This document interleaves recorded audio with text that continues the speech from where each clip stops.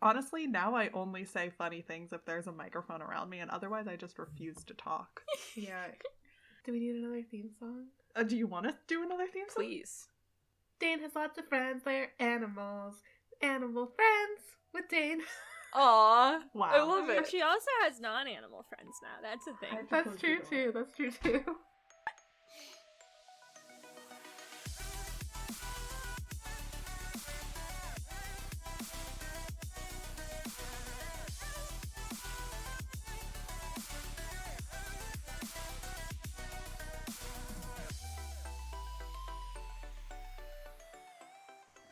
Hello, and welcome to Tortall Recall, the podcast where we reread the Tortall books and yell about them. We're finishing up our discussion of Wild Magic, which is the first in the Immortals quartet. My name is Gus, and my pronouns are they, them. My name is Amy, and my pronouns are she, her. My name is Kelley. My pronouns are she, her, and I have ridden a horse. Oh, I've also ridden a horse. I, Gus, have also ridden a horse at one time. I was bad at it. I'm Shelby, and my pronouns are she, her, and I've also ridden a horse, which makes this a very boring question, guys. What was the horse named? Mine was Goliath. It was named something Icelandic.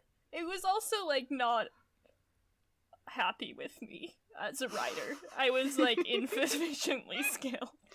Goliath tried to bite another horse while I was riding him. I've never ridden a different horse than that. The last one I rode was named Weasel, and I think that's the only... Yeah. That's the only actual horse I've ridden. I've ridden some ponies aside from that. I'm pretty short, so ponies usually work out for me. Oh my god. Weasel was also not friendly towards other horses. Yeah. Weasel is a really good horse. He was a beautiful white stallion, and his name was Weasel. This is the best opener we're ever gonna do. Oh my god. Okay. Alright. I guess we're starting in with Social Justice Corner. And what should we start with? What do we want to talk about? Do we just want to kind of talk about feminism for a bit? Yeah, let's talk about feminisms. So I feel like this book was a lot more relaxing for me in regards to feminism. Because there were, first of all, right off the bat, Onawa was there, and she's incredible, and I love her. But also, that means that right off the bat, the protagonist got to talk to, a woman. And not just a series of dads and terrible guys. Mm-hmm. So that was really nice. Yeah, I think it definitely does fall into the thing of you can't have good representation if you only have one. It doesn't matter how you represent them. If there's only one, it's a problem. Because any existence of a character in the absence of other characters like them makes a statement in a way that having multiple characters allows you to say, actually, groups of people are diverse within a specific identity. And so, yeah, by virtue of having more female characters, it is inherently more relaxing because you're like, well, no, there are, women like Dane, and there are women like Onawa, and, they're all great. They're just all so good, and I love them all so much. And I also really appreciate that we heard back from Alana, and towards the end of the book, she was like, actually, Dane, you shouldn't live with just guys. You should have women around you. Because that's just, I'm so glad that Alana's, that Alana has, female friends now. Yeah, no, I didn't so put that in the happy for her. Context of her journey, but that is so true. That was definitely her being don't do it, it sucks. Yeah, exactly. So I'm really glad that we got to hear that from Alana, and I think that actually made all of the last books better for me, in a way. Mm-hmm. Her whole series was a lot nicer now that I know that, she's doing better in that respect now.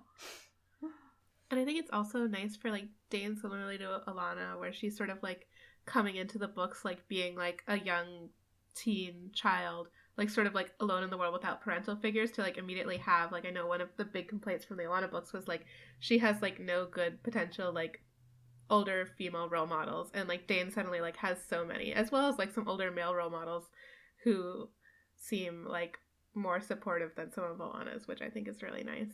Mm-hmm. I feel like safer for Dane. Mm-hmm. I also think it's great that, like, not only do we have all of these different women around, but they're all, like, still in the same context. So it's even saying, like, even within women who, like, want to ride around on horseback defending people from bandits, there's still more than one way to be a woman. You know, it's not like, okay, you can either be, like, the queen and hang out at court, or you can be Alana and fight people.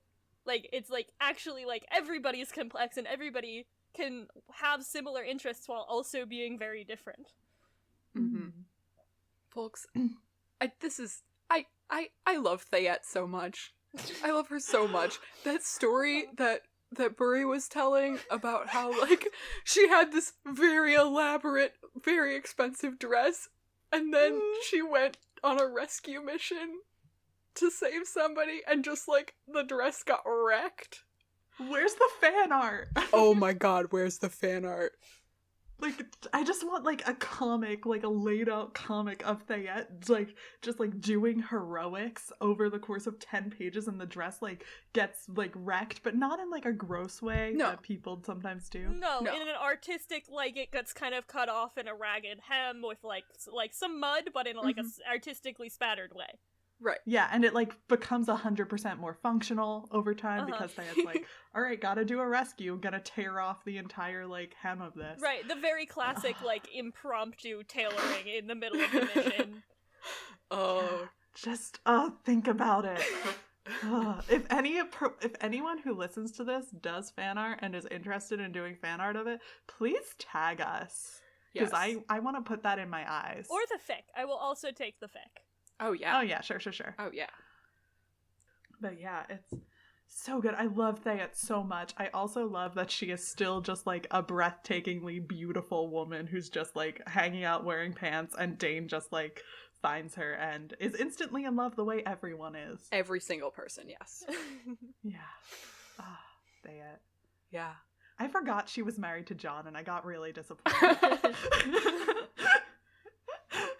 Also, there's the great moment, truly, truly beautiful moment of Dane shaking her hand and being like, "Oh man, I was nearly worried I was talking to a noble, but clearly a noble wouldn't do this." Yeah.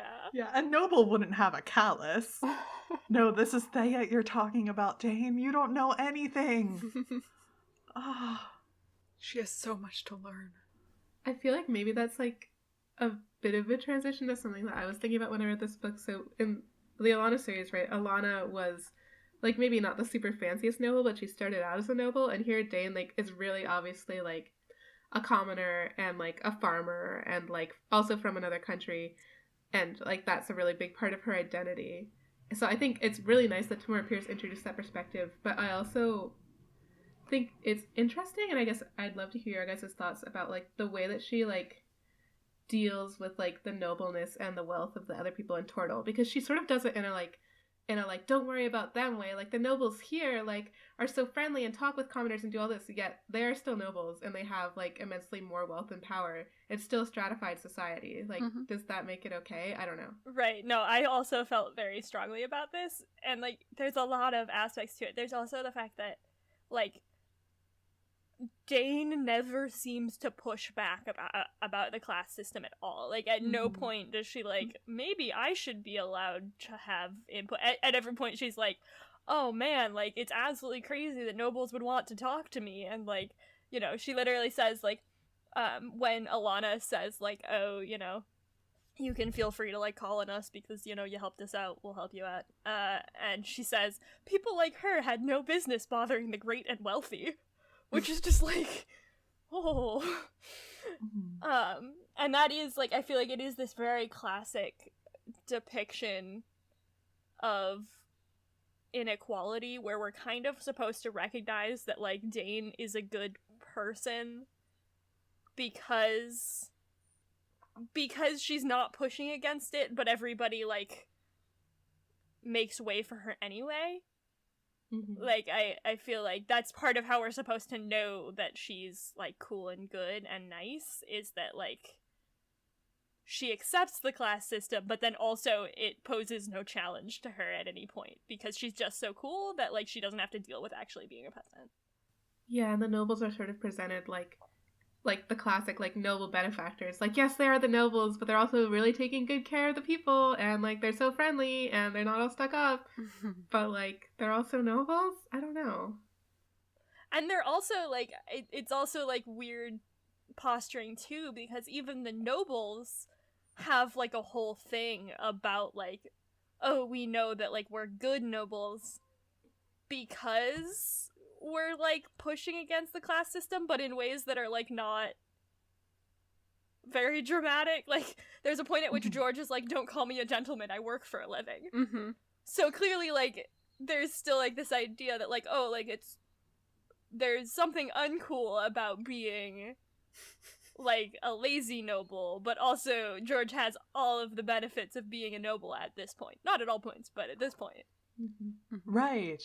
Exactly. Actually, that's something that I hadn't really thought about explicitly until you said it, but there is, like, this trend in real life and also these books of not aligning yourself with a place of privilege when you are in that privileged place because you think that you are allying yourself with the people outside of that group, and that's not really something you can do. That's not how things work.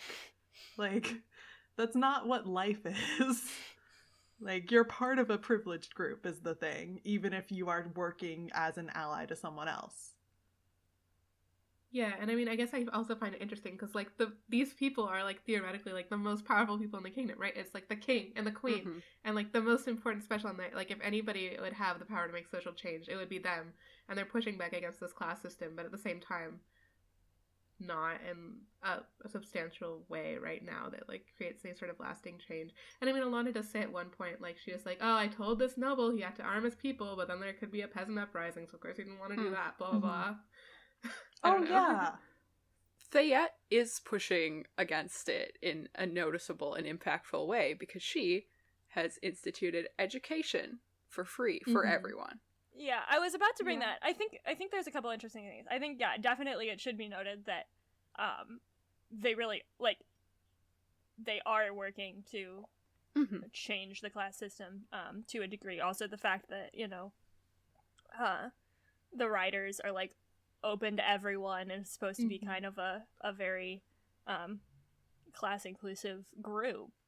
But I do think that, like, yeah, I think this is a less nuanced portrayal of class than we get later. I do think, actually, this is one of the places where I think she improves significantly between Dane and Kell. Because I think there's a little more interesting portrayals of the politics of class in Kell.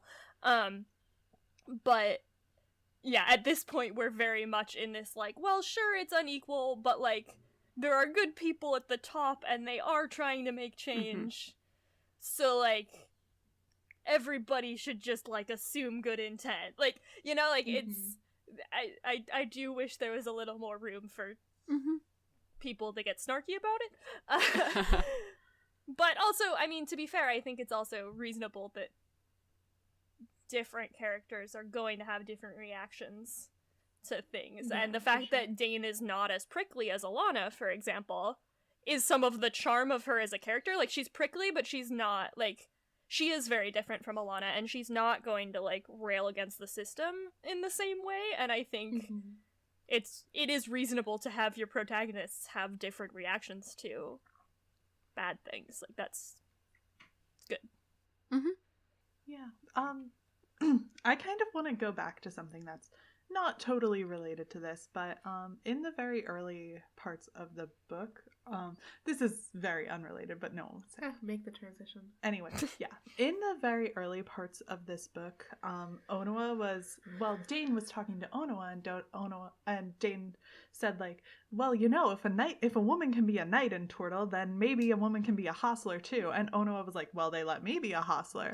And I want to know Onoa's story very much. Like, I want to know whether or not she experienced similar sort of gender-based discrimination in her position as Alana Alana did, but like openly? Or like, was Onawa also working in secret? Like, what's going on? Well, no, yeah, this is a fascinating question, and especially I think it goes back to, well, I think there's actually a couple different things about it. So first of all, we do know a little bit about Onua's background, which is that she was horribly beaten by her husband and left to die.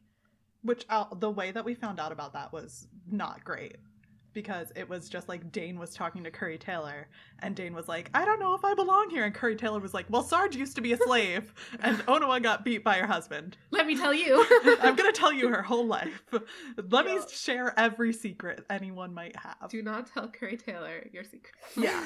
Anyway, so I just wanted to point out that I have a lot of discomfort with the way that was shared before we go into it. No, that's totally fair. I agree with you on that. I also do find it interesting, though, on a different side of, like,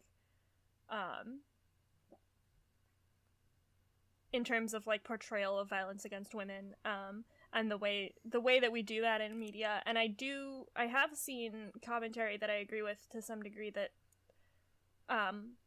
would be more favorable, not towards that part of it, but towards the general role of it in this narrative, which is that it's a part of her, but it's not on screen, and it's not, you know, like, the guy never gets a place in this story. You know, it's like, it's part of her and it's part of her backstory, but it's not there for narrative titillation. I don't know. I'm not sure whether that's an accurate portrayal of it in this book, but I don't know. That was something I was thinking about. I do appreciate that there is a character who has a background of having experienced like domestic violence without having to making the reader also experience that domestic violence. I do have a problem with the idea of I don't know. I just am usually uncomfortable when characters share information like that with one another in general. Oh, yeah, no, I think definitely that was not the right way to introduce that into the narrative. Absolutely yeah, like, not. It should be introduced by the person who experienced it, in my opinion. Yeah, no, that was not great at all. Yeah. But all this was to say that what we know about Onua seems to be that happened, I think, in Serene, or wherever the Chimeri are. Yeah. And then she ended up in Tortall somehow. And then she had no friends except for the Queen and Bury, but then Numair became her best friend! Oh no, we skipped ahead to friendship. But coming back for a second, no friendship. No friendship. What this means is that she was in this very horse-dominated society where she was probably working with horses, and where it's entirely possible that was not a gendered thing. We don't know, but it's entirely possible that in the Chimeri culture, everybody works with horses. At least to some degree. And then she showed up and was working specifically for the riders, who were already a gender-integrated force. So we don't actually know that she was ever a hostler anywhere but this already, gender role transgressive group. Oh, I love Onua. I hope she that is great. Yeah, I hope that she got to just like go straight into that, because she deserves it, because she's excellent and great. Not to say that there's anyone who doesn't deserve to like be able to do what they want regardless of their gender, but like I feel like the fact that she said that she knew that Bury and Thayet, like, to start with, means that like Thayet could have been like, do I ever have the woman for this job? And she'd go to the riders. I'm the queen and you can't stop me. Cool. Yeah. God, I love Onua. I'm taking a moment for Onua appreciation. This is legitimate. Onua appreciation. Listen, I love Onua more than I love any other character that has appeared up to this point. On a slightly different topic, there was a point where, remember when Dane like tried to listen to the whales, the dolphins, somebody, and like slowed down her heart so much that she almost died? Oh, Dane is metal as hell. Dane is metal as hell. That's so funny. This She one did die, except that then they brought her back. She to life. died She for died. real because she wanted to hear some whales. Guys, I think the moral of that too is that she was technically practicing her, like, you know, the thing she was learning. So I think the actual moral of that part was literally like, don't study too hard, you might stop your heart. I like that. Yeah, I like that a lot. There was a line during the fallout from that when, Numair was being very angry because Numair only knows how to show worry through anger, apparently. Through drama of some yes. sort. He's a dramatic boy. He's so dramatic. There was just like a line after that. It was very like, oh yes, this is a feminism line. Oh, it was Alana saying like, and men say we're emotional. Yeah. Yeah. It was just like, yes, this is a good thing to point out. Which is actually like not even the only point where they do that with Numair, which I find interesting. Like, Numair is in some ways one of the more like pushing against gender roles as a male character in this narrative, because there's that, and there is the fact that he is like way more dramatic than is clearly by that comment like acceptable for the male gender role. But also there are other points where like there's like the point at the very beginning where he like needs a hair tie.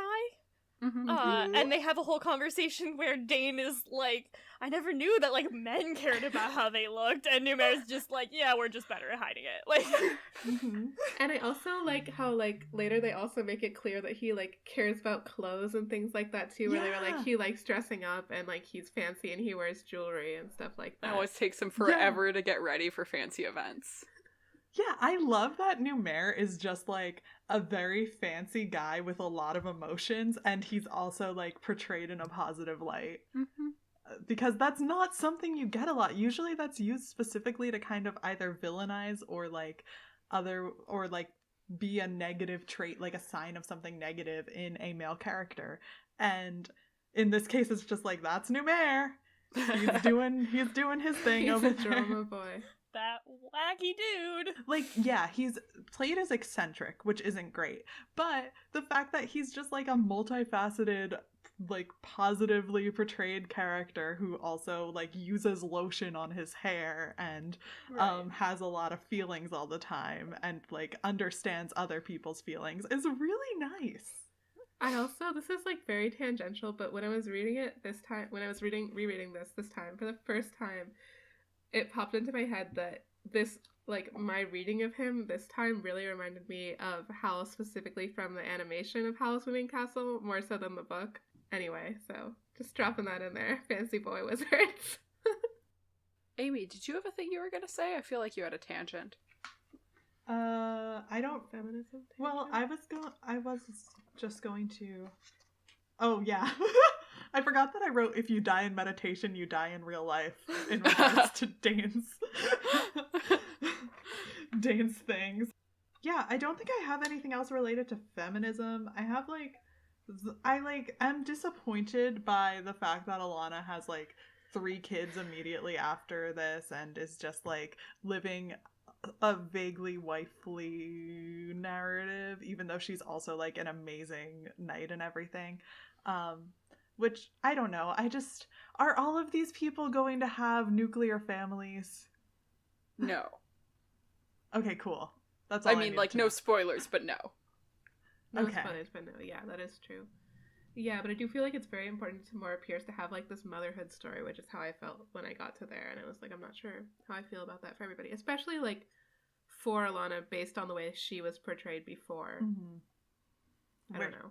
Where she was like very pushing against the idea of having to be a mother, etc. But like, again, the point of the last book was that she chose to take the parts of both lives that like were hers and that she felt like she could have. But I don't know, I think I just really wanted her to like at least only have one kid. I also feel like it's important to note that in the context of this book, it does emphasize that she's shaping motherhood the way she wants it to be too, that like she's not being a mother the way everyone told her she had to be a mother either. She's, you know, and I think the kids are the ones who actually tell us this when there's one of them who's basically not in as many words says, our mothers go off and fight and our dads take the female, like traditionally female parental role. Like protecting the household and everything too. Yeah. So I think that's important to recognize. Yeah, she's not like she's not compromising anything. Like, she's not compromising her career or her, like, how much she wants to, like, adventure or anything like that. And that's pretty cool to see. Yeah, it is really cool. I'm coming at this from a place of I am in the desert looking for stories of women who are allowed to be adults without having, like, a husband and families. Yeah. No, I mean, I get it. Yeah. Yeah. And I'm still in that desert. I found a cactus and it was not full of water. It was not a story. It was just a cactus. Yeah.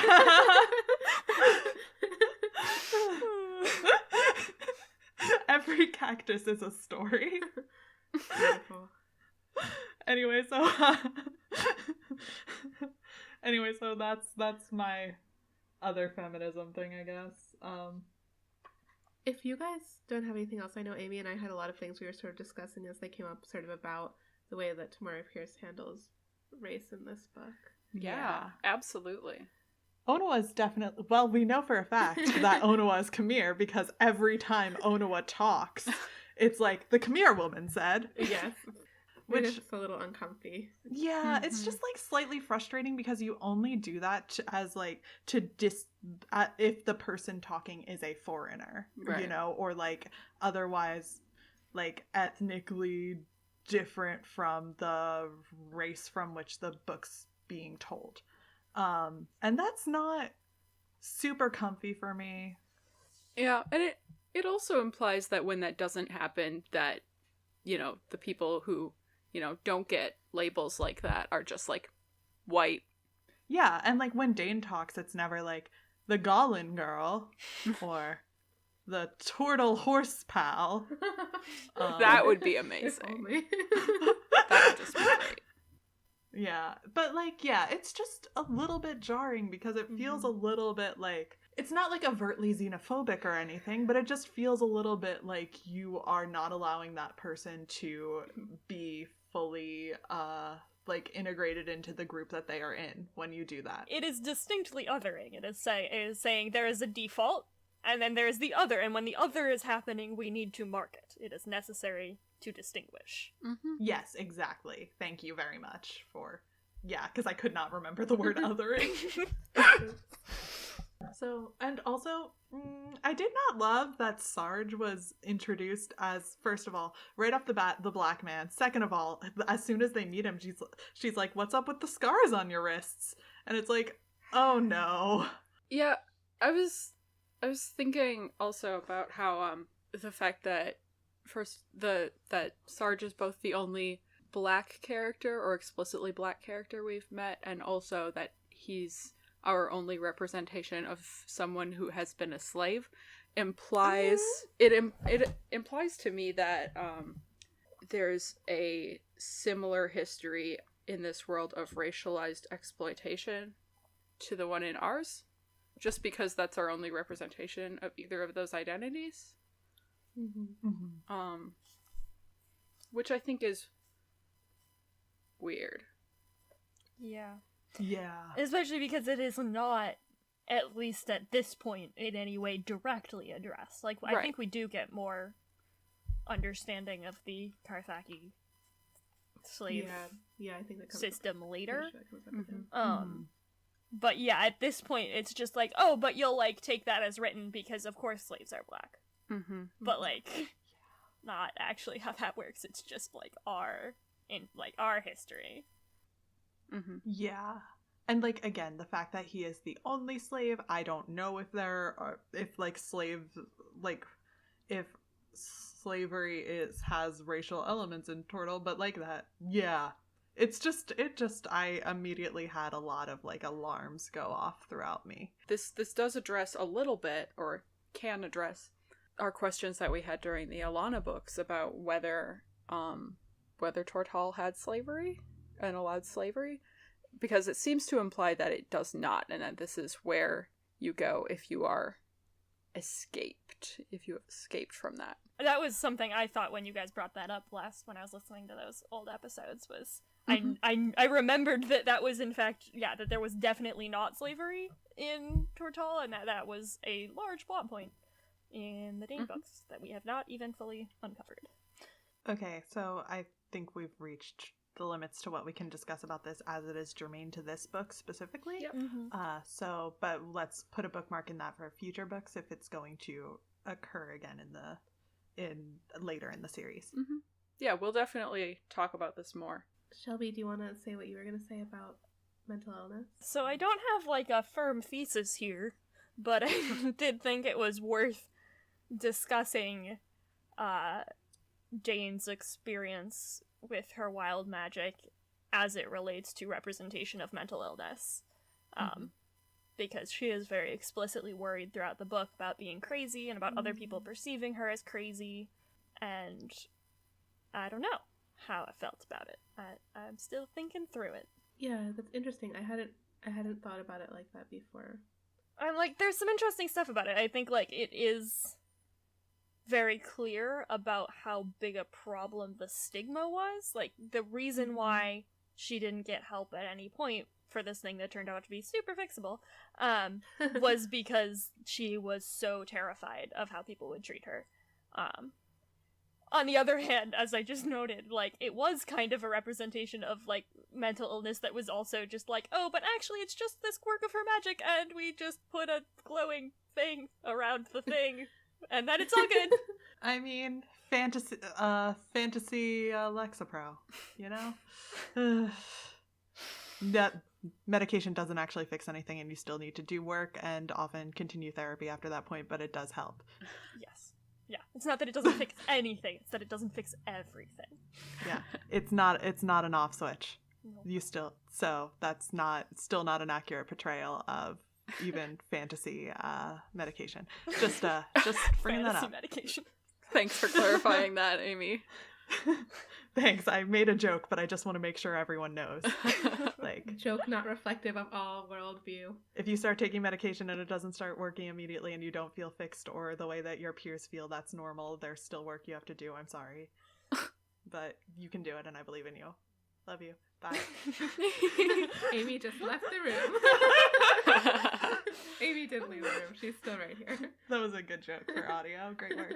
Thank you. Yeah, no, I'm interested in Dane's experience in terms of specifically like anxiety that comes from having a mental illness or that is exacerbated by the mental illness that you have and the outward effects that it has.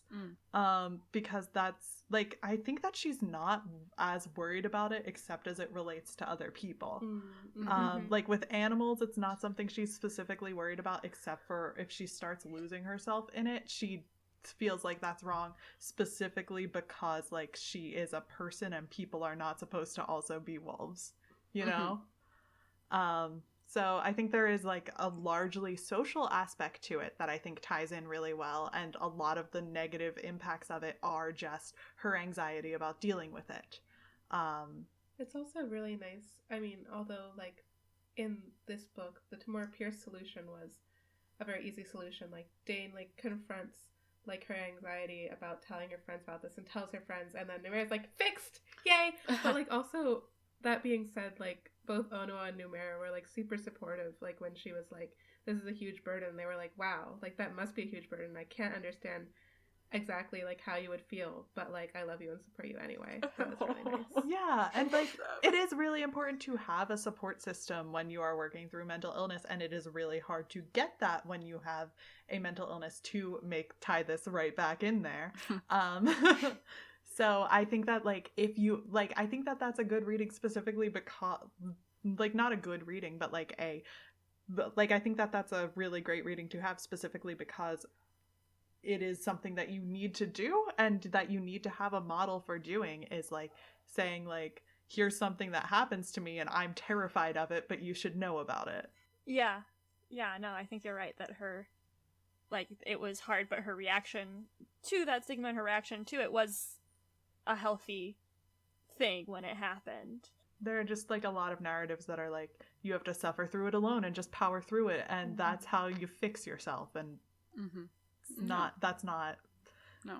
And sort of Dane's, I mean, I guess you could sort of interpret her solution as like not like she was fixing herself, but she was reconciling this part of herself that really is part of herself with other parts of herself and like Mhm. learning to incorporate it into a person, but also like live healthily. Oh yeah, when I say fix yourself, I'm doing it in a vaguely mocking way of writers who have no experience with mental illness who try to write about mental illness anyway, which is admirable, but like listen to people first and like really with empathy.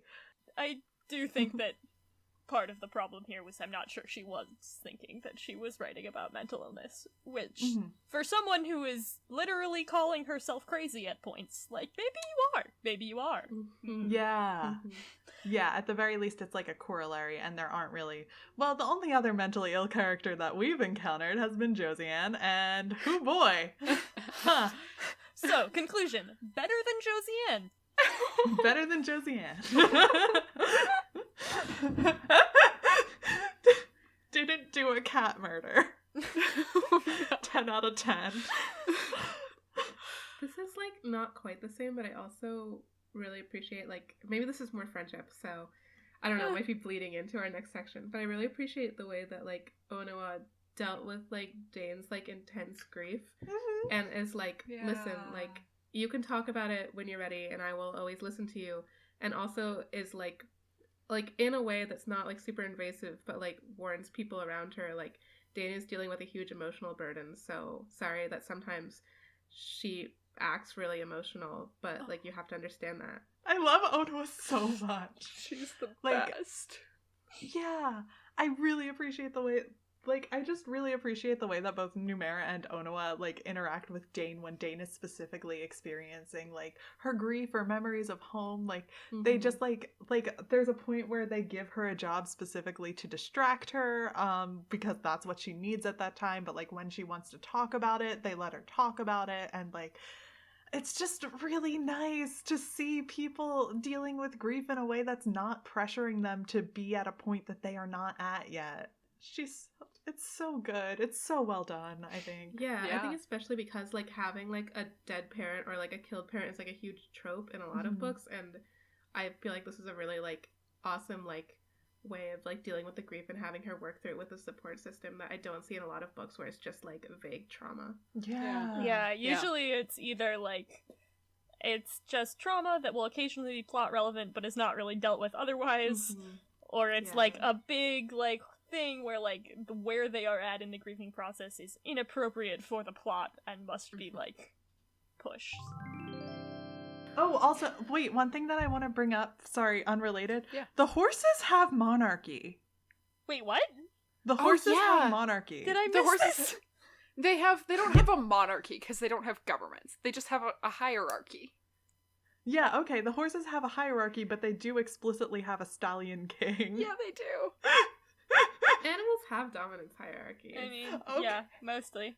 Yeah. Like, and rigorous ones, too, depending on the species.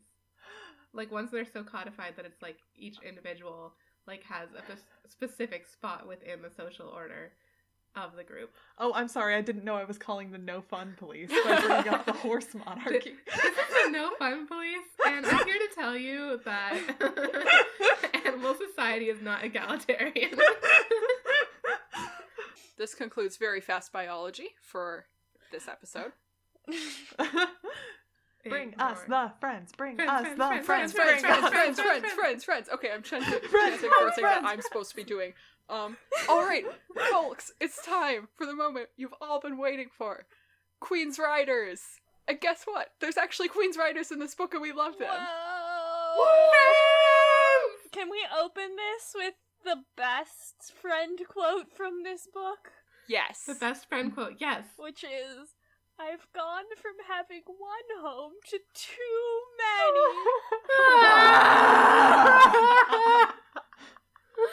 So touching. So many good friends. She has so many friends who live in so many different places just like us. And they're from so many species. Just like us. No. I love her friends. I love how many friends Dane just collects by showing up and being incredibly metal. Oh, God. And everybody's like, Dane's my new best friend. And then she's like, okay, yes. And, like, she's so mad all the time, and she's going through grief, and she has this big secret that she can't tell anyone about, and, like, people are still out there for her, and people are still, like, being friends. Like, oh my god, Miri and Evan. Dane shows up and is talking to Miri, and then Evan's like, hey, what's that behind your ear? I just did some close-up magic. My name's Evan. This is all I do in this book.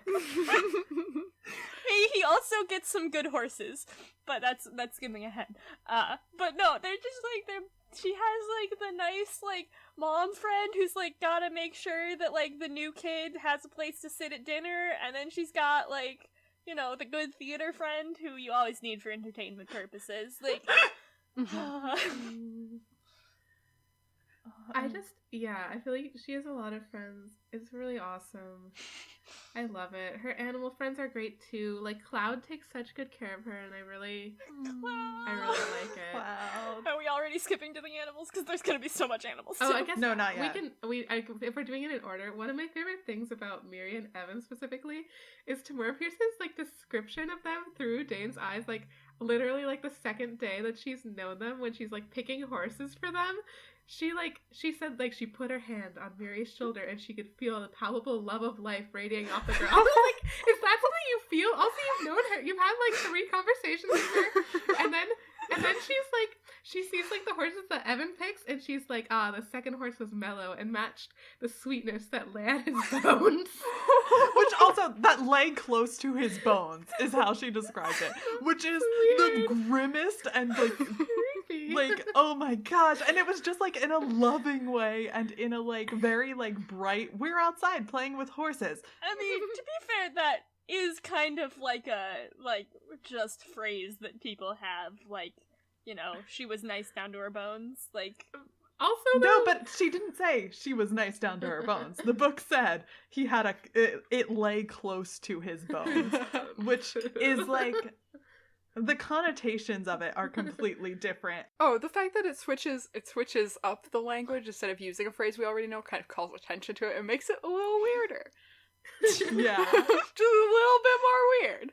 Like this, you've known this kid for like less than a day. Like, please, Dane, calm down. But I also love it. Well, Dane can talk to animals in a very deep mental way. And what is a human if not another kind of animal? So true. Yeah. That is really just beautiful. Thank you. Thank you so much. Thank you. Yeah. Oh, but I really like Miri a lot, actually. Evan like doesn't Miri, do too. anything except close-up magic, which means that I do have to love him, but also be, like, mildly disdainful of him. But I really love Miri because she's just, like, super wholesome and just really wants to be part of the riders, but can't ride a horse. And I respect that so much. Yeah, I like Miri a lot, and like you already addressed, I mean, I feel like the shining friendship moment here is Dane plus Onoa friendship. I also love Onoa and Numair's friendship Oh, moments. so true. Oh my god. Because it's just like, we did some Master Pierce theater last night, and it was basically just Numair being Numair, and Onoa is just always like, I would have let you die. They're best friends. I'm like, he's so extra, and she just shoots him down over and over. And I love it. God. I love it so much. It's like such a specific kind of friendship that really only works if you have the exact right kind of personality and that you affirm each other in other times, because otherwise it's just terrible. But like, they clearly love each other so much. But like, she's just so fed up with him and he loves her so much. Yeah, we pictured several other scenarios under which Numair like introduced himself to people when he was trying to become best friends with them when he like moved to Tortall. One of them was that he like came into the room for the first time and like slid across the room on his knees with like a rose in his mouth and then like handed it to Alana.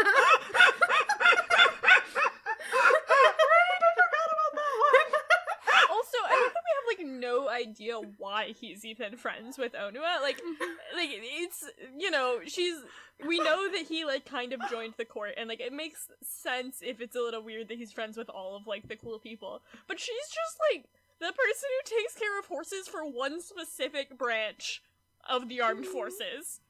So, like, how did they end up in a room together? He doesn't work with the riders that much, as far as we know. Like, He is clearly just the sort of person who goes everywhere, regardless of if he's invited there, and, like, tries to make friends with everybody, and tries to do, like, things where he tries to look cool by doing his magic stuff, but he's actually just kind of dorky and bad at it.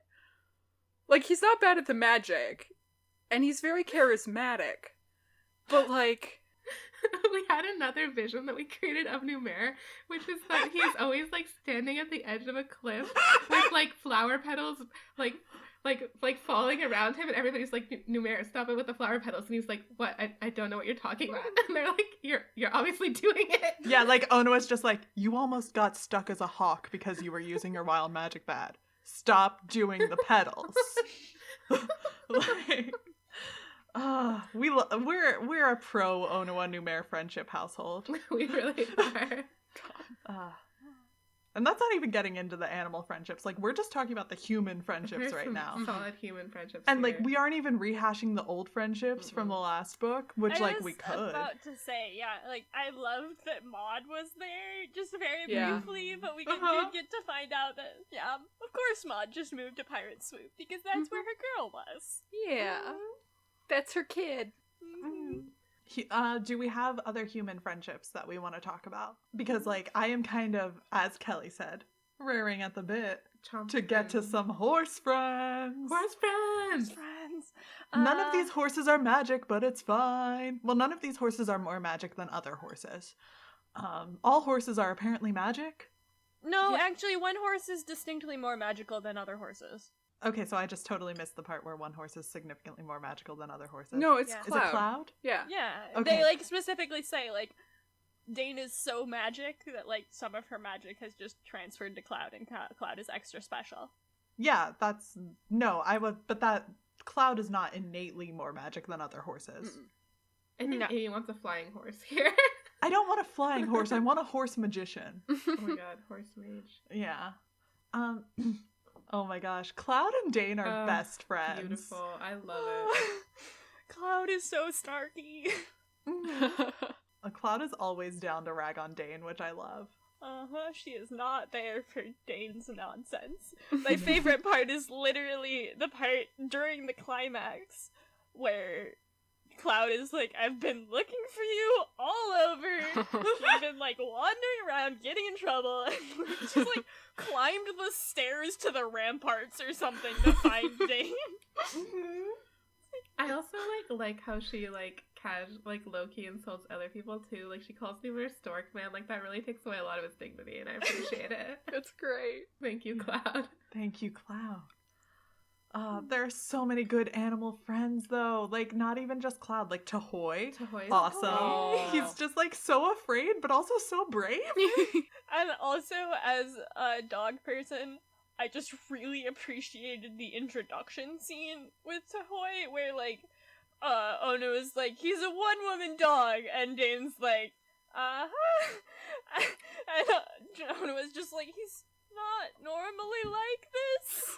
Because, like, that was, like, both, like, a great, like, introduction of, like, all animals just love Dane, but also, I, like, dare you to find one dog owner who has not encountered that experience of, like, in advance telling people, like, oh no, like, my dog's scared of men, or, like, oh no, like, my dog is super friendly, and then the dog's just like, yeah, not today. Because that has happened to me with every dog I've ever had. Yeah, Toei's super good, and I love that his name means ox, but just because he's super big and not because of any part of his personality. I love animals that are named after other animals. Weasel.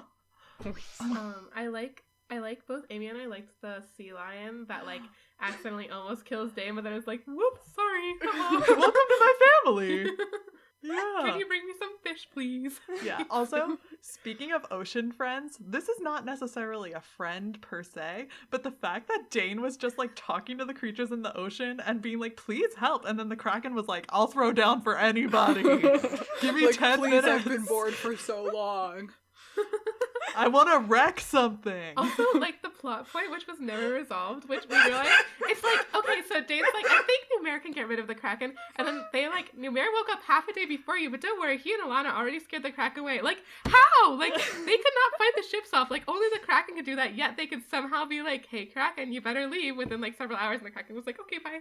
The Kraken has been ready to fight for like hundreds of years at this point, probably, and he's willing to leave from the prime fight real estate because like the lanky boy and Alana the lioness just show up and are like, please go home.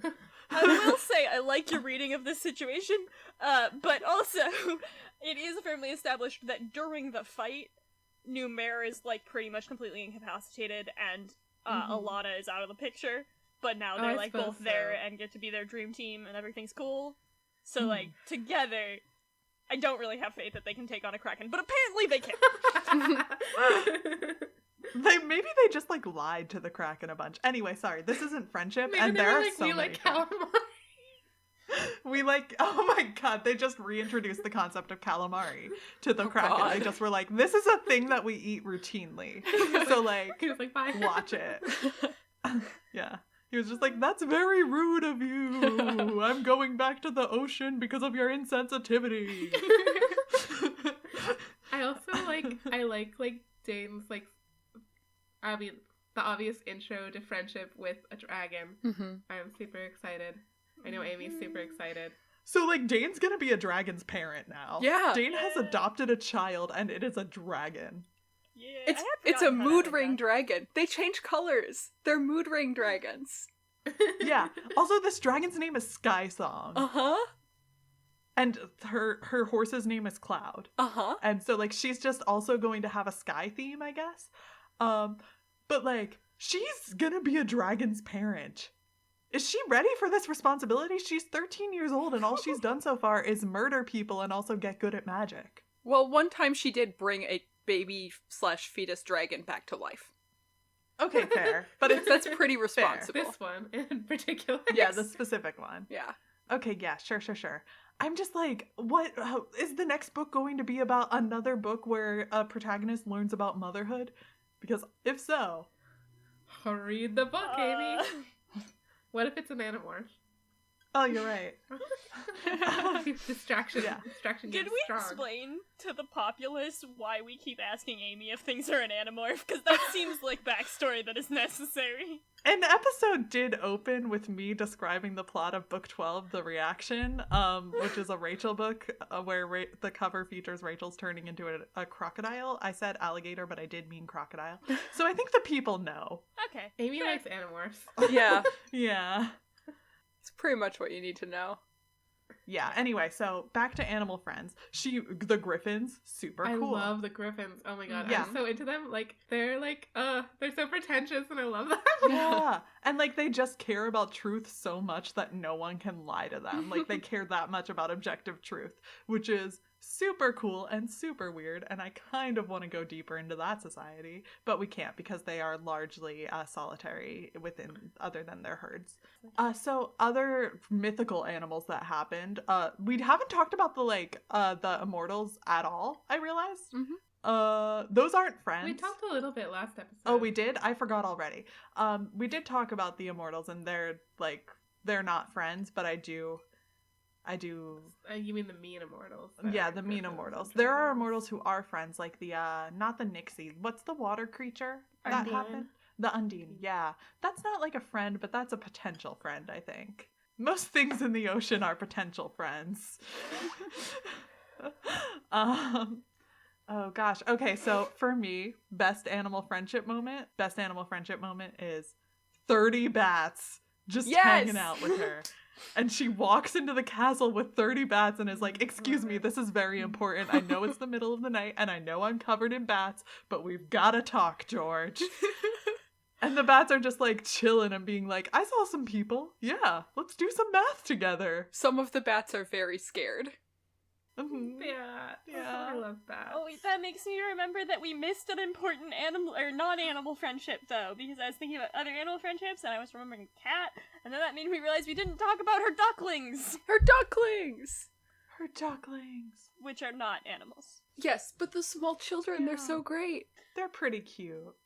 One of them, was it Tom who was talking to Alana and was like, Mom, ogres are huge. He's the best child. That sounds like it could potentially be cute. Amy and I may have this problem where we think animals are way cuter than children. Okay, look, I agree with you, I mean- but also the word huge is adorable. Yeah. Once you, like, when you get up close, it does become overwhelming to be near a child. No, kids are good. But I do think that I like that they're kind of like becoming established as characters in this book, and like they have unique personalities, and they all seem like nice, caring children, which is like a nice like continuation of their parents being like cool, caring people. Mm-hmm. And I also like relatably that like as soon as they find out that Dane can like make animals come to her and they could also hang out with animals, they're like new best friend, because I would totally have done that like as a 5-year-old. Like, oh my god, you're my hero. I liked how every time Dane woke up, it was like there were like 6 animals sleeping next to her. I love that. What a dream. I I love want to be best friends with all the animals. And she was very matter-of-fact about it. She's like, oh, there's just like a small predator like snuggled up with me. This is normal. Mhm. The one time when she's sleeping somewhere that can't happen, like, she just basically is like, yeah, I can't do this anymore. And Yeah. then she always like goes and finds a place where she can go sleep, where some animals can go hang out with her. So Which, good. like, I also identify with, because it's only been, like, a year, but it's already really hard for me to sleep without Casper, like, being there, because I'm just like, but then it's good and cozy. Aww. That's adorable. One more animal friendship to mention, importantly. Not that we're done with it after this, but the badger. Okay, so the badger is Dane's dad. Or an animorph. The badger ripped off his own finger and then gave it to Dane as a gift because everyone in this book is metal as hell. Yes. Some creatures are literally metal, aka the Immortals, but this badger ripped off his own finger and just gave it to Dane and was like, Right. here's a gift for you so that I know where to find you. Right, so he's her dad now. Yeah, well, he's always been her dad. Okay, I see. Yeah. You can't convince me I'm wrong because I'm right. Okay, yeah, no, that's fair. It's an Animorphs. Mm-hmm. You distracted yourself this time. I didn't even have to do it. Yeah. Yeah, no, but okay, so what's up with the badger? I don't know, Amy. Is it an... I can leave if you want to talk about Animorphs. There is a section that does require me to leave so that you can talk about how right I am about how the badger is Dane's dad. We've said goodbye to Amy for a little bit so that we can move on to Night Vision. This time, it's spelled N-I-G-H-T this time because we've moved on to the animal series and not the military series. So, yeah, Night Vision, where we talk about spoilers. There's going to be a short clip of music, and then some music will play when we're done with it, in case you want to skip it.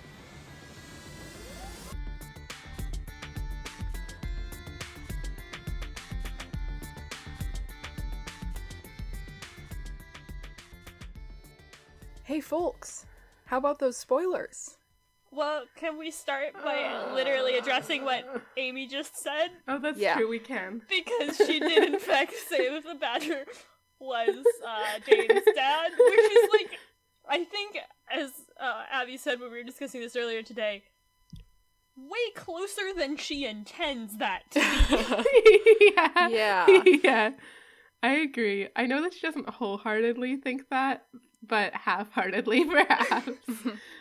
Because she did pick up on the thing where when Dane dies, there's the person standing next to her mom that has antlers, and she was like, oh, so Dane's dad has antlers. And I was like, Animorphs!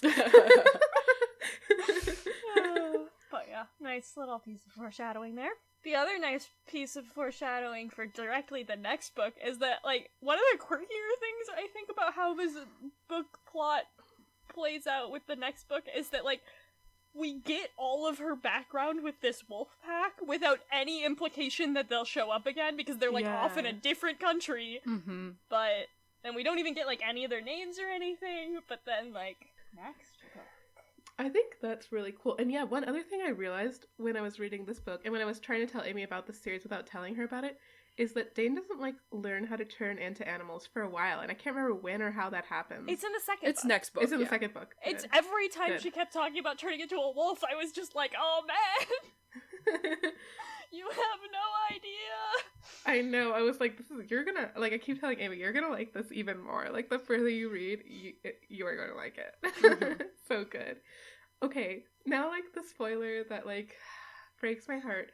So, I read this so many times when I was younger, and it was only, like, when I started rereading it in college that I was like, obviously, like, Dane and Numair's relationship was freaking me the heck out. And it's so hard for me because when I read it when I was younger, like, I thought that was really romantic, and then also, like, I loved him as a character, like, before that. So now, like, rereading these early books, like, he is so spoiled for me, but I still want to, like him in these early books when he's not a major creepo, but, I'm doing a very good job of remaining in denial. Which, like, I feel like, so I was a little creeped out by him even as a kid. mhm. Or at least, like, I was not comfortable with that relationship as a kid. But I did pretty much always just ignore it for the first 2 books very successfully. And I am maintaining that streak and proud of it. Okay, good. I'm glad. That's all. It just makes me sad. I want to love you, fancy boy, but you're making it difficult for me. It's a thing that's gonna happen.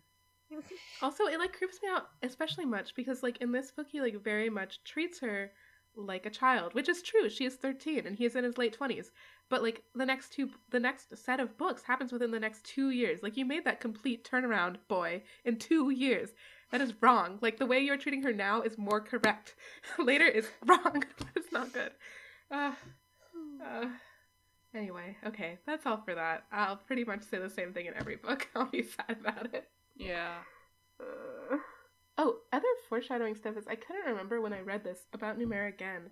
Like, if they ever explain his backstory, because here they, like, bring up his old name and they're like, oh, he escaped, blah, blah, blah, and I can't remember if they ever come back to that and say what actually happened.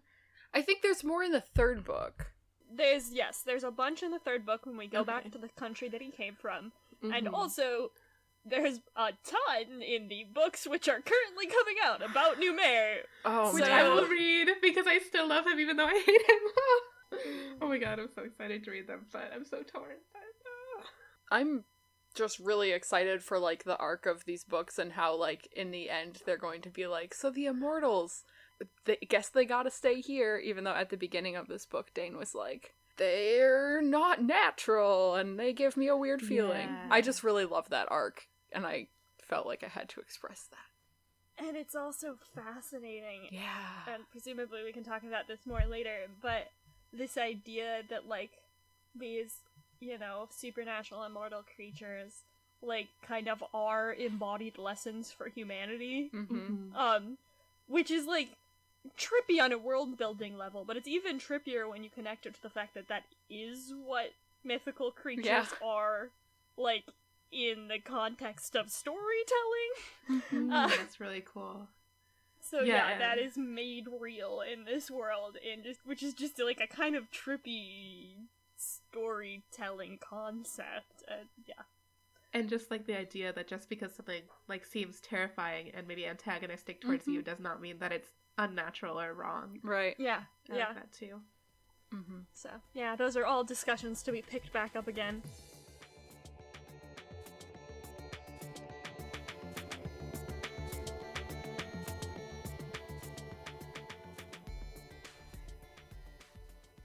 So, I hope you guys had fun. What are we doing now? What are we up to? How's it hanging? We're at the Chamber of the Ordeal, the part where we rate this book. So we're gonna rate it based on nostalgia and, of course, on animal friendship. And then we're also going to say who we would recommend this book to. So, who wants to start? Well, I'll start because I can't rate it on nostalgia. Yeah, what are you rating on? I will rate it on Murders in Cold Blood. Yeah, good. So I think there were about 7 of those, so a 7 out of 10. In the end, she does commit Stormwing regicide, which is incredible. Is it regicide if it's A, not your king, and or B, in the context of battle? That's a good question. Listeners, weigh in, because I don't know. Audience participation. Yeah. And for animal friendship, I have no schema on how much better the animal friendship is gonna get. I assume it's gonna get better, but my threshold right now is this is the best animal friendship so far. So that's a 10 out of 10. Snaps for that. Yeah. And I would recommend this to me at age 7. Because I really want, you guys just kept describing it as just animals, and I thought it was going to be like a sweet, nurturing book about learning to love yourself and your friends, like every horse girl book. Have you ever met any animals? What? Yeah, have you met any animals, Amy? Well, now that you're saying it, I can't remember any. No. I guess I'll go next again because I'm sitting next to Amy. I don't know. I love these books, obviously. So I think, for me, this one, I think it's a solid 10 out of 10 nostalgia. I love the first book. I love the Dane's super magical, and here are all her super magical cool friends, and here are all her super cool animal friends. I really like it.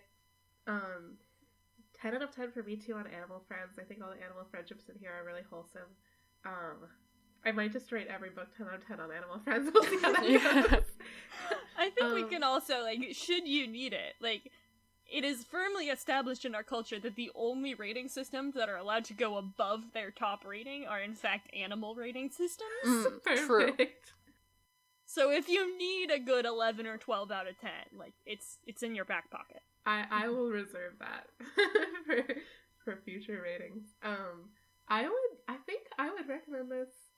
I would like to say everybody I recognize, although Amy did enjoy it on her read as a 20-something, probably I would recommend it for younger folks, but I would recommend it across the board for younger folks. I think it's awesome, has cool, strong female characters, has lots of animals, pretty healthy relationships for the most part. I like it a lot. So I failed, because I did not rate this prior to this podcast, but I can do it now. I'm learning. This is my first episode, or recording session. Oh, I just rated it just now, so don't worry, Shelby. Oh, okay, good. So nostalgia-wise, I would say maybe a good 8 out of 10. It was very, very good, and I loved it very, very much. But I didn't have as many strong memories of this specific one of this series, as I did some of the other ones. So it was mostly just I remembered enjoying it, and I did enjoy it, and there were some specific things that I had kind of forgotten about that were just delightful whenever they happened. Usually they were cloud related. And then animal friendship, that gives it away. The animal friendship was very good. So I think I'm gonna also go with Kelley and say 10 out of 10, reserving my option for more than 10 out of 10. Who would you recommend this to? Oh, yes. Well, I definitely would go with Kelley. I think pretty much anyone who's young could enjoy it, but also in terms of thinking about, where to start people, if you have a kid in front of you and you want them to read Tamara Pierce, I would say, if you have any indication they like animals, this is the one to start with. Oh, absolutely. Because, the good thing is, it doesn't matter, really, whether you're a wolf person or you're, a horse person or whatever. It's all here for you. It really is. Let's see. So I gotta go, with 10 out of 10 for nostalgia. There were, some really good, overall it was great, but also, I would read a sentence and just be wow, classic Tamara Pierce, so snarky, so good, And then, I'd read 3 more sentences and be oh, another one, this is so good! So, just really good, writing-wise. Love the characters. There was also the, bonus, meta-nostalgia of, meeting characters who we already love. Thayet. Who we love. Let's see. Animal friendship, I think I've got to give it, I think, a 10 out of 10 just because Dane is friends with every animal. She loves every animal. She's friends with all of them. And also sometimes she's covered in 30 bats. And that's the best kind of friendship of all. So many hugs. I mean, I think that's a really fair point to make. There is no animal she does not make friends with, therefore there was nowhere for her to lose points. Right. I would say that the only place where she didn't make friends with an animal was with the whales. That's true. There were the whales. She did, like, go into the whale's house and be like, throw down for me. And the whales were not throw down type animals. Yeah. There was a misunderstanding there. So I would recommend this to everybody who talks to animals as if the animal can reply back. Oh, that's good. Yes. That's really good. Which I do all the time, so I'm speaking from personal experience here. Yeah, and also recommend this to your younger brothers or older brothers. Let's do some listener mail. It's time for Palace Gossip. Let's see. Gonna read some letters. Oh, we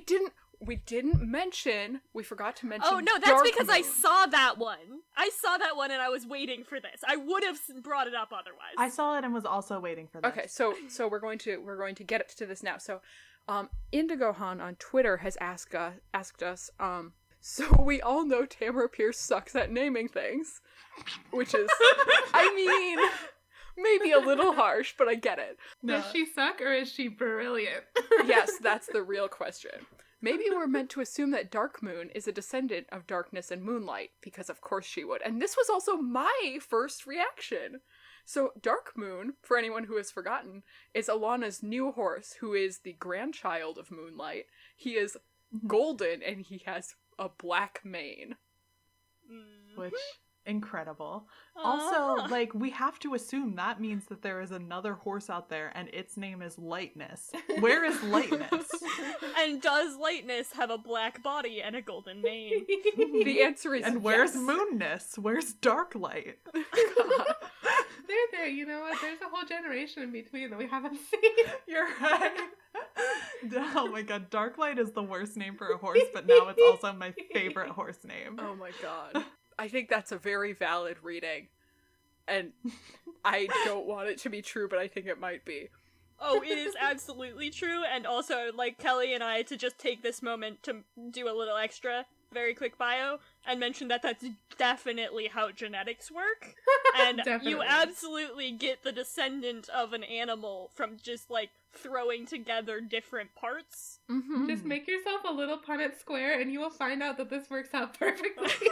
Yeah, actually, like, you can't see me, but the left half of me looks exactly like my dad. But the right half looks exactly like my mom. And, you know, I think I look great. Yeah. I think so too, Amy. Thank you so much. We're very body positive here, I guess. Yeah.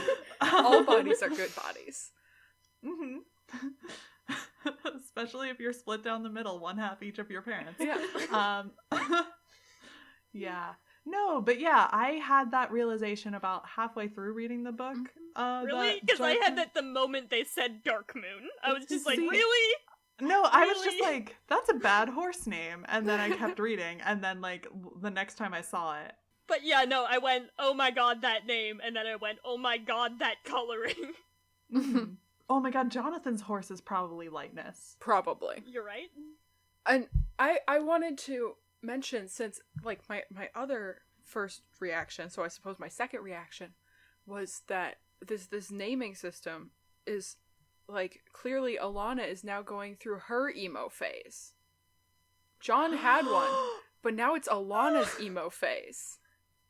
Wait, you're right, because Lightness is, like, the preppiest horse name you could have. They switched on the goth prep axis. Yeah. This is incredibly important for our characterization of these characters. Anyway, thanks, Indigohan. Yeah, thank you for your contribution. We needed to talk about this. I hope this helped. And thanks to everyone who interacted with us on Tumblr. So, Amy, what's the dates on February 17th to today, March 31st, 2018. Yes. So that is The Sober Folly, Zombie, Alexusol, Fairy Tale on Fire, Weird Kid 20, Hulklinging, Princess Court 223, The Blackness Dyer, Charmed Randy, Smelly with a 3 instead of an E, nice, Ranger Danger, and Terror of the Seas. Oh, and it's Balderdash and Tartan Girl 13. Thank you, all of you. Thank you. We love reading what you have to say. And if you'd like to interact with us on social media, our Tumblr is tortallrecall at tumblr.com. We are on Twitter at tortallrecall. Our email address is tortallrecall at gmail.com. And our website is tortallrecall.com. You can also leave us a review on iTunes. We would really appreciate it. We love all of you who have already done that. Thank you. Thanks. Thank you. I just want to say before we leave, I am editing the ACLU of Pennsylvania's podcast, Speaking Freely. So if that's out and that sounds like something you would want to check out, it's about it's interviews with people who are affiliated with the ACLU of Pennsylvania or who have been affected by the ACLU and other issues that the ACLU is dealing with right now. And that comes out bi-weekly, and it is on iTunes as of this podcast, probably. So if you would want to check that out, that would be really cool. It gives you action items and stuff if you live in Pennsylvania, so it could help you out. And you know, it's probably pretty good. I haven't edited an episode yet, but the interviews that I have are super good. So just if that sounds interesting to you, please just take a look. And to listen. Oh, and our music is Green Sleeves by Zeta. Thank you, Amy. Our bonus music is Crunk Night by Craig McLeod. All right. Shelby, do you want to sign us off? Shelby really does not want to sign us off. Yeah. But I am the rookie now. It is my duty. So, see ya, Tortellini. Thank you, Shelby. Oh my god, guys. Can I sleep now? Yeah, go take a nap.